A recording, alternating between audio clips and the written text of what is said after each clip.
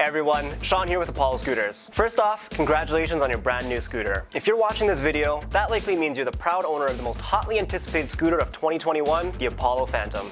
This video is intended as a tutorial for new owners and will walk you through the complete setup process. And at the end of the video, we'll be answering some of the most frequently asked questions we get from new scooter owners. Alright, so let's dive in.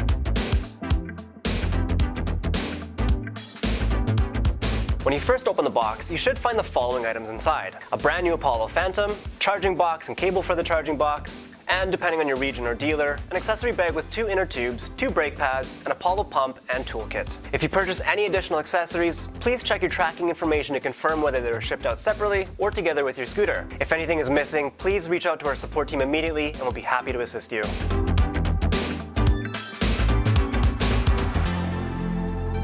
Alright, so the first step is to unfold your Apollo Phantom. To do so, ensure the hook is not clipped onto the rear footrest. If it is, just gently push down on the stem and unhook. You're then going to open the stem of the scooter by lifting it up towards the front wheel. Ensure that you push the stem all the way forward until it reaches its maximum position. Then locate the 3-point folding mechanism, which features a folding latch, locking ring, and safety pin to help keep your stem locked in place. Remove the safety pin and bring the folding latch all the way up before reinserting the pin. This safety pin will prevent your stem from folding down even if the folding latch and locking ring are not secured. Lastly, make sure the latch is secured with the locking ring, which you can find on the side of the stem, and slide it into the secured position. This safety mechanism prevents the latch from unfolding due to shocks or vibrations while riding.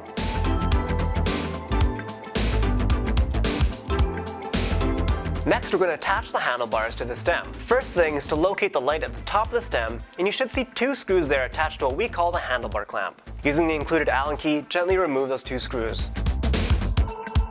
Once removed, you'll see the light fixture come off the clamp, revealing a total of 4 screws which hold the handlebar clamp in place.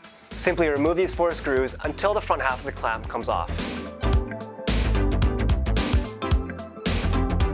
From there, you can go ahead and grab the handlebars and place it inside the clamp. You'll know it's positioned correctly if the throttle is on the right. Simply hold the handlebars with one hand and place the clamp back in position with the other. Next, pick up your Allen key and screws and tighten in a star pattern. This will create enough pressure between the 2 screws to help hold the handlebars securely in place. Now be sure not to tighten the screws too much, as you're going to want to take a moment to adjust the handlebars to a comfortable angle first.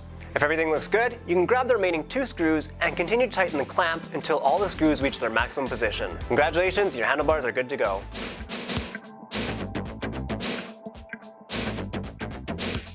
Alright, now it's time to do a quick check of everything that's mounted on your handlebars. To do this, simply grab your display, brake handles, throttle and button panel, and try moving them around. Everything should be loose, and we ship our scooters like this to prevent any damage during transport. This way, the items will shuffle around rather than break. Simply find a comfortable position for each handlebar attachment and tighten their corresponding screws. One very important note here is to double check your throttle is not installed too closely to the brake handle. If placed too close, friction can cause your throttle to get stuck, which can be very dangerous. Generally speaking, you want a visible gap of about 1 inch between the throttle and brake handle, or whatever feels most comfortable for you.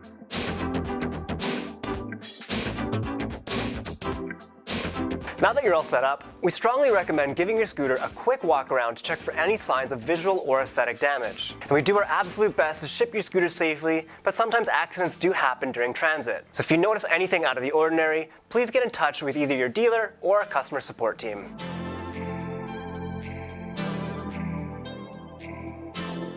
Once you're done checking for any signs of damage, it's time to locate the key attached to the brake line and insert it into the ignition. Yes, we're powering up the Phantom. Simply turn the key clockwise to engage the ignition and locate the M button on the right side of the handlebars, and your display should now be lit up.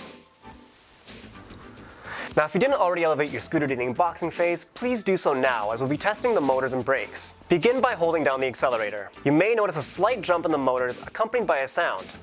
Rest assured, this is perfectly normal. What is happening is that the motors are locating the position before they're ready to accelerate. Continue to accelerate for 5 seconds, then release the throttle and slam both brakes at the same time. Slamming the brakes adjusts the position of the calipers when used for the first time. Now, if you notice your brakes making a little bit of noise, it's likely just the brake pads rubbing, which is by design. That's right, the brake pads rubbing is not a defect, but rather a consequence of our choice to set up the brakes on the tighter side before shipping.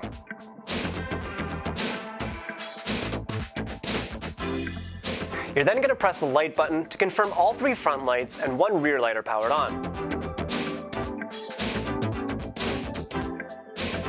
Then, check your turn signals by pressing each of the arrow buttons and confirm they work properly as well. Lastly, press your brake handles again to ensure the rear light is flashing. If at any point any of your lights do not power on, please contact your dealer or a customer support team immediately.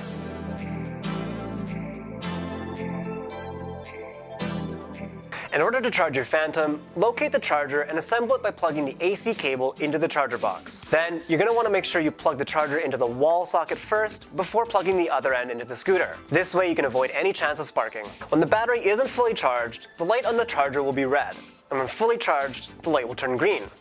We recommend giving your scooter a full charge prior to your first ride.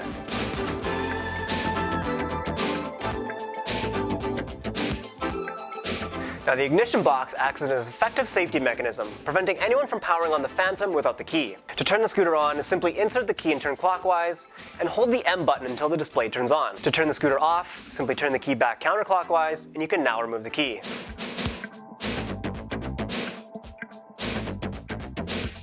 The Apollo Phantom comes equipped with a thumb throttle. Now, this throttle is designed to be progressive, meaning a small rotation of the throttle will exert a proportional amount of power. The more you rotate the throttle, the more power output you get, and therefore faster acceleration. Now, we recommend starting off slow to learn the sensitivity of the throttle. The acceleration strength can also be adjusted in the settings.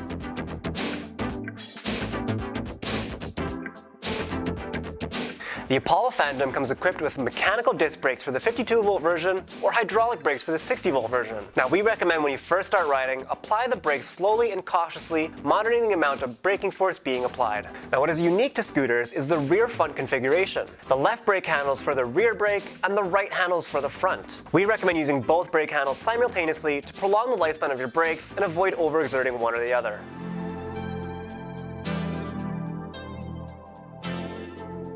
Now, the gear console, located on the right side of the handlebars, consists of 3 buttons: up, mode, and down. Now, these buttons control the display and the riding gears. Pressing either the up or down button will result in a gear increase or decrease. Now, just to clarify, electric scooters do not have actual gears. We simply use the notion of gears to represent the practical impact, and you can think of them more as speed limiters. For example, when riding in a bike lane, you might want to stay in gear 1 to ensure your speed is appropriate and you don't accidentally run somebody over.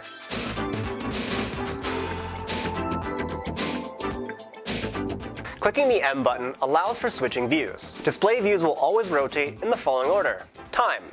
This is the amount of hours and minutes your scooter has been active during a single trip. This will reset every time the scooter is turned off. 2 is trip. This is the amount of miles or kilometers traveled during a single trip. Now, this will also reset every time the scooter is turned off. 3rd is the odometer. The odometer counts the total distance traveled throughout the lifespan of the scooter. In other words, it counts the total distance combined of all your trips. This does not reset when you turn your scooter off. 4 is the voltage. This represents the approximate voltage level of the battery at any point in time. You can use this value to estimate how much charge you have left. Please note the maximum and minimum ranges for both models. For the 52-volt variant, when the battery is at 0% charge, it should read 42 volts. When fully charged, it should read 58.8 volts. For the 60-volt version, when it's at 0, will be 48 volts, and when fully charged, 67.2. Number 5 is the remaining mileage. This is the approximate distance the scooter can travel based on the amount of charge remaining. Please note this is an approximation that can depend on a variety of factors, including riding speed, terrain, incline, load, and temperature. It is designed to give riders a rough idea of how much mileage is remaining and is not intended to be a precise measurement.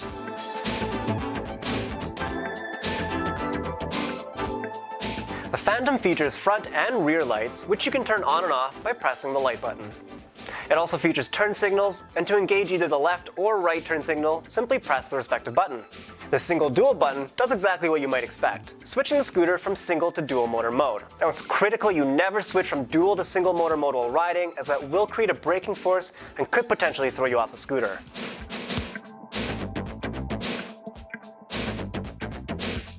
So we're now going to answer some of the most commonly asked questions we get from new scooter owners. If you have any other questions though, feel free to reach out to us directly on social media or to our customer support team. Our scooters are not strictly waterproof, but rated IP54 for some light water and dust resistance. This means you can ride in some light rainfall or in damp conditions, but try to avoid riding in heavy rainfall. Not that it'd be very much fun to ride in those conditions anyway. The Phantom features a few potential locking spots, but we recommend locking it through the diamond-shaped space at the base of the stem, which was designed for that exact reason. Yes, all 4 springs are adjustable, much the same way as on the Apollo Pro, which you can adjust with a spanner tool. The Phantom can comfortably hold up to 300 pounds, although we don't necessarily recommend giving anyone a piggyback.